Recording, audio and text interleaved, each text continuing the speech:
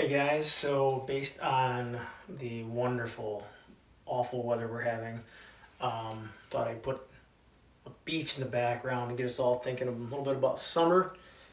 This weather is not fun, not nice. Alright, so lesson 17. We're going to start talking about graphing sine and cosine. Now, if you took skills last semester, this is going to be a repeat for you guys. If you didn't, this is all going to be new. So we're going to talk about what it looks like when you graph sine of x and cosine of x. Tangent will come to later. So we're going to talk about sine and cosine because they're very similar. A couple things just real quick so we're on the same page. When we graph sine and cosine, it's always going to be done in radian measure.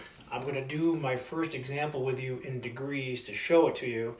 And then we're going to switch it to radians. Now, the reason they do things in radians is for things that you do in calc and physics.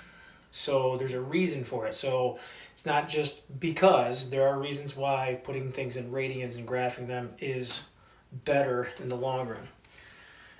You're going to want to download the TI calculator if you haven't done that yet. I sent an email out to you guys a long time ago about how TI is offering the calculator free for 6 months. So if you just go online, type in TI-84 plus free, whatever, TI-80 plus software download, you can get to their website, you submit an email address, and you can download a free version of the TI-84 plus on your computer. Now, as far as your phones go, if you're an Apple user, you can't get the TI-84 app. It doesn't work. There isn't one.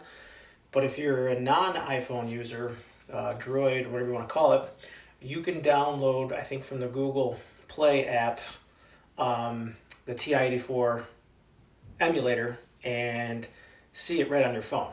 So you have options there, but either way, you're going to want to get a calculator because it's going to be helpful, especially for the homework that I'm going to assign to you here, where I want you to do some different exploring on the calculator of these graphs.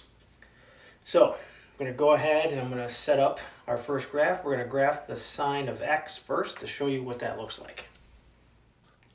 So we're going to start by graphing y equals sine of x. To do that, I'm going to use the unit circle to help us. We're going to go around the unit circle and look at all the sine values as we move our way around. So we're going to be only looking at the y values, because remember on the unit circle, y is sine. So we're only going to be looking at those numbers right there. And I told you I would do the first graph in degrees. You can see it. So this right here is going to be 0 degrees right here. This is going to be 90. This will be 180. This will be 270. And this will be 360.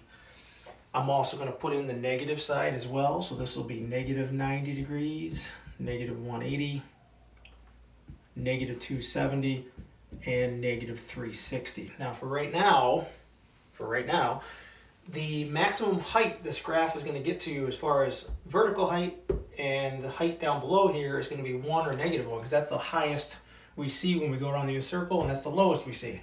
So I'm going to put a 1 here and a negative 1 here. Eventually, we're going to stretch these graphs out and make them taller, but for now, we're going to keep them right there. So let's take a look at how the graph of y equals sine x is formed. Let's start off at 0 degrees and look at our y value. Our y value is 0. So I'm going to put a dot there at 0. 0 degrees, 0. At 90, up here, we have a y value of 1. So we're going to come up to 1 right here. At 180, we're back to 0 again. At 270, we're at negative 1, which is down here. And when we get back to 360, which is the same as 0, we're back to 0 again. So when you go to connect these, you don't do it with a jagged line or a ruler. It's a very smooth curve. So sine looks like this. It goes up, comes down, and goes back up again. It's a wave. All right, and I only went to 360, and the reason I only went to 360 is because I'm not going to keep going, because if I keep going around the unit circle, I'm just going to continue to get these same values. So this graph is just going to continue to just wave up and down the same. So I'm only going to go out to 360 just to show you what it looks like for what we call one cycle. All right. Now on the negative side, if you go backwards around the unit circle, you're going to be at -1 at -90. You're going to be at 0 at -180. You're going to be at 1 for -270, and you're going to be back to 0 for -360. So on the negative side, it's going to look a little high there. It's going to look very similar on the negative side and continue to cycle up and down as it goes. So this is a very basic graph of sine of x. Now, I told you that we always graph these things in radians. So that's easy enough. All we got to do is convert all these angles to radians and just write the radian measure down instead. So why don't you take a second, take these 4 angles and these 4 angles and convert them to radians. I'm going to do that as well and erase and replace them. So here are the angles now converted to radians. We got pi over 2, pi, 3 pi over 2, 2 pi, and then on the negative side, those same angles, but just with negative signs. We need to get used to putting them in radians because we're going to graph them in radians. And when I do cosine in a second, I'm going to go right to radians immediately. I'm not going to bother with degrees. But just remember that this is 90, 180, 270, 360. We should start to be able to make that connection. And I'm going to do cosine x next. So we're ready to go ahead and graph y equals cosine x. I have my unit circle drawn. I have my x-axis labeled with these degrees and radians. Remember, this is 90, 180, 270, 360, but we've just converted them to radians instead. So let's take a look. Now this time we're dealing with cosine, so we're only going to be looking at the x values as we go around the unit circle. So we're going to focus on those. So when we're at 0 degrees, which is the same as 0 radians, we have an x value of 1. So we're actually, I need to get my 1 and -1 in there. We're up here to start. When we get up to 90, which is pi over 2, we're at 0. When we get to 180, which is pi, when we convert it to degree or radians, it's -1. And when we're at 3 pi over 2, which is 270, we're back to 0 again. And then when we get back to 360, which is the same as 2 pi, we're back up to 1 again. So cosine, when connected, looks like this. It looks a lot like sine. It still does that same up and down wave motion, and it will continue to do that as it goes off to infinity. And as you continue to go around the unit circle, you'll keep repeating 0, -1, 0, 1, and it continues to go. If you do the negative direction, just going the other way on the unit circle, you'll be at 0 here, -1 here, 0, and back up to 1. So it's going to look like that on the negative side. So there is cosine x. Like I said, it looks a lot like sine. These graphs are what we call sinusoidal. That's a funny word, but sinusoidal. Sinusoidal just means it continues to go up and down and be cyclical as it goes on. So cosine and sine are both what we call sinusoidal graphs. All right. I'm going to erase here, and then I'm going to explain to you what I'd like you to look at to do for your homework. So for homework, there's not an actual assignment. What I'd like you to do is start getting your calculator and exploring what happens when we start to adjust what's called the A, B, and C values on these graphs. So what I mean by that is, let's say, for example, we wanted to graph y equals 2 sine 3x plus 4. I want you guys to start looking at what this 2, this 3, and this 4 do to the original graph. I'm going to show you how to put all that in your calculator in just a second. I don't want you to do it all at once. What I'd like you to do is maybe first start off by just putting the 2 in front of sine x or cosine x and seeing what it does.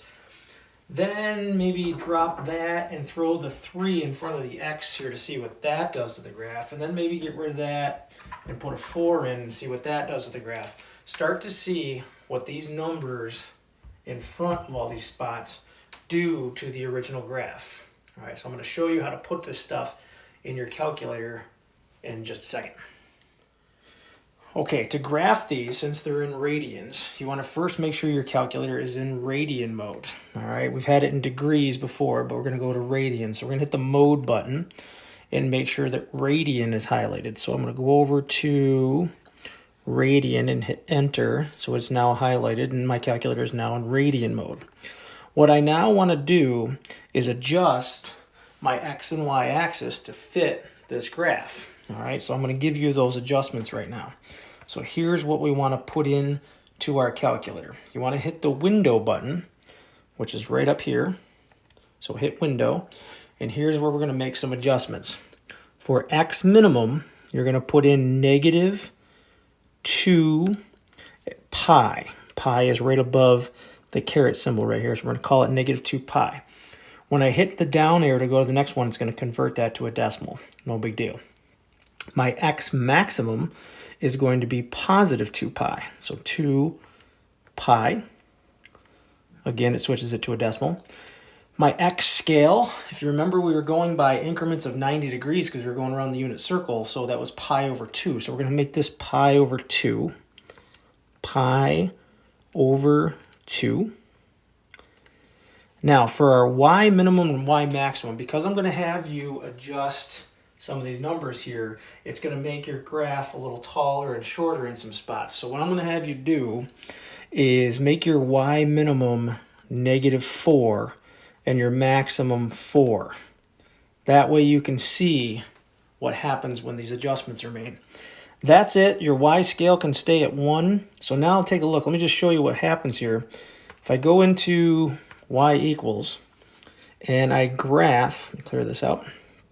Let's say I graph the sine of X. Just sine of X, which is what I did with you originally.